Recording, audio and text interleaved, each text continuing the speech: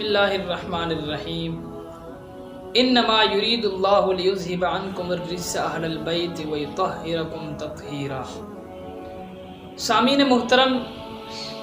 اللہ رب العزت نے حضور علیہ الصلوۃ والسلام کے اہل بیت کی طہارت کو اس آیت مبارکہ میں بیان فرمایا ہے۔ تو جس کی شان اور ان کی طہارت کو اللہ رب العزت اپنے پاک قرآن مجید میں بیان فرمائے، اس کی شان کا عالم کیا ہوگا۔ حضور علیہ الصلوۃ والسلام نے ارشاد فرمایا، لِكُلِّ شَيْءٍ أَسَاسٌ وَأَسَاسُ الْإِسْلَامِ حُبِّ أَصْحَابِ رسول اللہ صلی اللہ علیہ وآلہ وسلم وحب اہل البیت،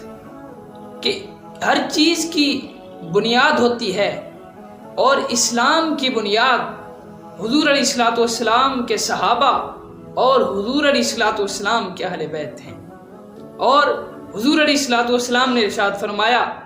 اثبتکم علی الصراط اشدکم حبا لاہل بیت و اصحاب، کہ تم میں سے پل صراط پر ثابت قدم وہ ہوں گے جو میرے صحابہ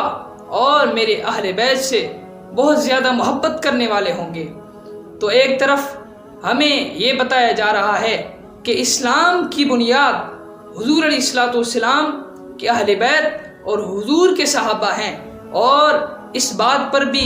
تنبیہ کی جا رہی ہے کہ آخرت کے دن پل صراط پر جنہیں ہمیں پل پار کروانی ہے وہ حضور علیہ الصلوۃ والسلام کے اہل بیت اور حضور کے صحابہ ہیں۔